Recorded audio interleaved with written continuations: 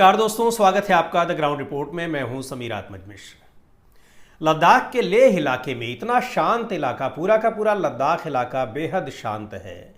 ऐसे शांत इलाके में अचानक इस तरीके की आंदोलन शुरू हो गया, उग्र आंदोलन और हिंसक आंदोलन हो गया कि जिसमें 4 लोगों की जान चली गई, दर्जनों लोग जख्मी हो गए और हालात यहाँ तक आ गए कि वहाँ पर कर्फ्यू लगाना पड़ा और अभी भी वहाँ उस पूरे इलाके में कर्फ्यू लगा हुआ है। तो ये सोचने वाली बात है कि आखिर ये हिंसा कैसे हो गई, स्थिति इतनी कैसे बिगड़ गई।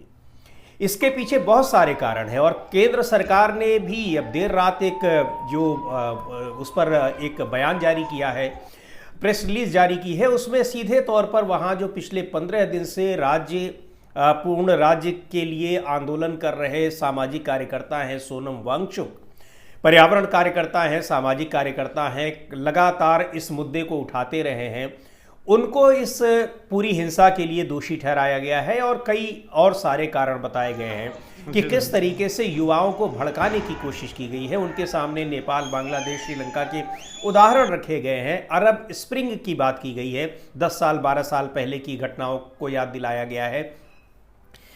ये सारी चीज़ें कही गई हैं, लेकिन इस घटना के मूल में बहुत सारे कारण हैं और उन कारणों पर भी जो तमाम रिपोर्ट्स आ रही हैं, तमाम खबरें आ रही हैं, उनके आधार पर ये तो ठीक है कि पिछले 15 दिनों से सोनम वांगचुक ये भूख हड़ताल पर थे, उनके साथ कई और लोग भी भूख हड़ताल पर थे और 2 लोगों की हालत अचानक से बिगड़ती है जिनको हॉस्पिटलाइज किया जाता है और 2 लोगों की हालत बिगड़ने के बाद अचानक वहाँ पर जो बहुत सारे युवक हैं, संगठन हैं और जो वहाँ की लेह की एक बड़ी संस्था है, लेह एपेक्स बॉडी, उसके भी तमाम कार्यकर्ता लोग आंदोलित हो गए और सरकार के खिलाफ वहाँ पर प्रदर्शन होने लगे, नारेबाजी होने लगी। चूँकि ये मांग ऐसी है जो 2019 में जब जम्मू कश्मीर का आर्टिकल 370 हटाया गया, के कुछ प्रावधान हटाए गए, उसके बाद 2 प्रांत में उसको 2 यूनियन टेरिटरीज में बांट दिया गया, जम्मू कश्मीर और लद्दाख।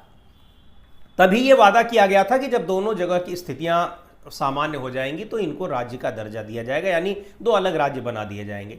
अब ये मांग लगातार हो रही है। जम्मू कश्मीर को तो मिल भी गया राज्य का दर्जा, वो पूर्ण राज्य का दर्जा नहीं मिला है, लेकिन यूनियन टेरिटरी के अंतर्गत ही वहाँ पर राज्य का दर्जा मिल गया। लेकिन लद्दाख में अभी भी उसके लिए संघर्ष हो रहा है।